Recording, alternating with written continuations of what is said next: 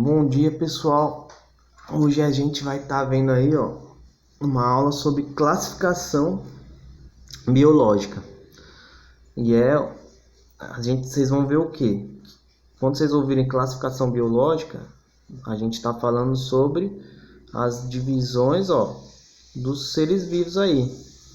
Eles são divididos em grupos através desses níveis aqui de classificação, sempre começando de uma classificação mais ampla, onde aqui eles têm poucas coisas em comum, e vai afunilando, menos coisas em comum, menos características em comum. Quanto mais para aqui vem, menos características em comum, até chegar em gênero e espécie, que esse define que é ali ele define a espécie aí, o que ela é, aqui define a singularidade de cada espécie aí, isso valendo para todos os tipos de seres vivos, bactérias, plantas, fungos.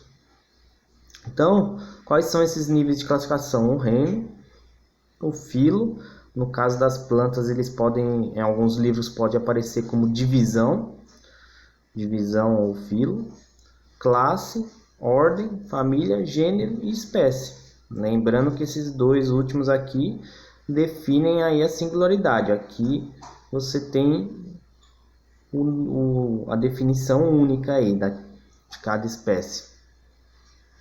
Então eu coloquei a gente aqui, nós, para dar um exemplo. Por exemplo, a gente pertence ao reino animal, ao filo dos cordados, classe dos mamíferos, ordem dos hominídeos, família dos primatas, gênero Homo, espécie Sapiens. Então, a gente é definido como Homo sapiens. Lembrando que a gente sempre usa essas duas últimas para definir aí a nossa espécie aí.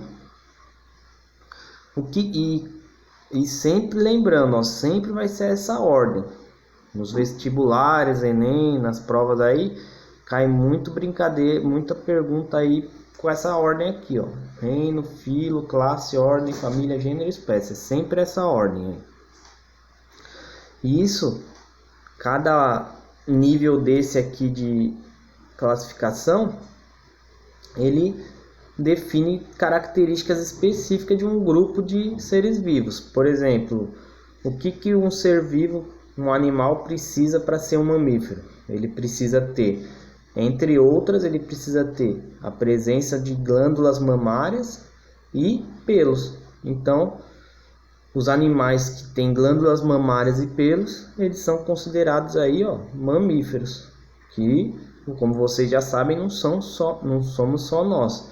Nós somos um exemplo de mamífero. E por aí vai. Quanto mais para cá a gente vai andando, mais vão se restringindo, mais vão aumentando as características aí. E quanto mais para cá, menos características. E outra coisa também, uma regra para escrever, definir aí nosso gênero e espécie, a nossa espécie. A gente sempre vai ter aí o nome popular. Por exemplo, aqui o doença de Chagas é o nome popular de uma doença, e o nome científico dessa mesma doença, Trypanosoma cruzi, que é o científico. O científico, sempre quando você for escrever manuscrito, aí ele tem que ter a primeira letra maiúscula, todas as outras minúsculas e ser grifado. Isso aqui é uma regra para quando você for escrever um nome científico num trabalho. Se for um trabalho digitado, ela não precisa ser grifada, só precisa estar em itálico, lá na opção itálico. Daí a gente está falando sobre esses níveis de classificação. Já tiveram várias propostas aí para dividir os reinos aí dos seres vivos. E a mais aceita pela comunidade científica foi a desse cara aqui, o Whittaker, que foi feito em 1969, que ele propôs o quê? 5 reinos. Por que eu estou falando isso? Porque já teve várias propostas antes dele E depois também, mas a mais aceita e considerada pelos livros é a do Whittaker, que são de 5 reinos, que é do Monera, que pertence às bactérias, Protista, pertence aí às algas e os protozoários, Fungi, que é dos fungos, Plantae, das plantas, e Animalia, dos animais. Então, essa aqui é a proposta mais aceita e usada até hoje. Pode mudar? Pode. Principalmente por quê? Porque, por exemplo, vírus não está incluso em nenhum desses reinos aqui. Então, provavelmente vai ter aí uma proposta mais bem elaborada que vai pôr aí um reino para os vírus aí. Mas ainda isso não aconteceu. E lembrando também, ó, tem muita gente que pensa que vírus e bactéria é a mesma coisa. Não, são seres vivos totalmente diferentes. Então, por isso pode ser mudado aí. E por outras questões também, né? Não só essas aí. Mas aí sempre quando falar na proposta de reinos dos 5 reinos, foi essa proposta aqui do Whittaker.